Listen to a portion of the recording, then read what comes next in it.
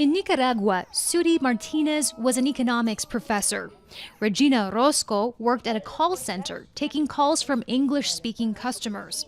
Both are young mothers who say leaving was difficult but necessary because the political violence in Nicaragua was too dangerous for their children. I was about to go to one of the protests, and they were starting to shooting to everybody. We can't return to our houses. We were driven away from a home that my family had sacrificed for years to have.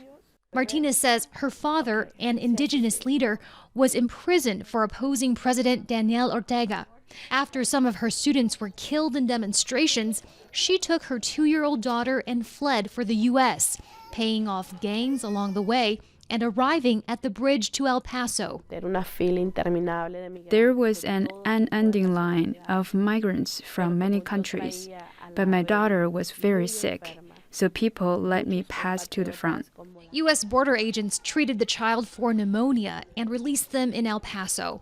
She and her mother are now recovering at a shelter run by the Episcopal Church. These are people who will do and have done anything for their families.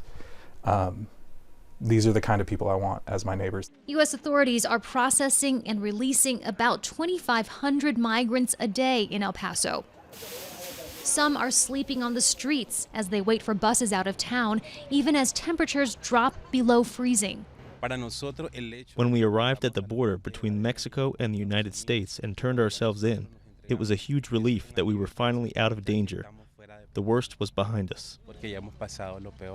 For all the people you see here who have been granted temporary permission to live in the U.S. while they fight for their asylum cases, many more remain waiting on the other side of the border in Mexico.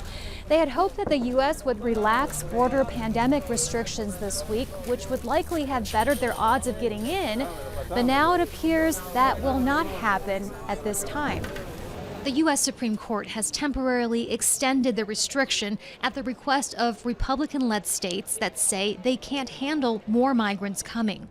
The state of Texas has sent additional soldiers to guard the border. Our wish isn't to invade anyone.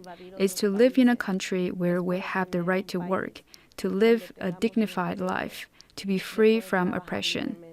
The Biden administration wants Congress to approve $3.5 billion to secure the border and provide humanitarian aid.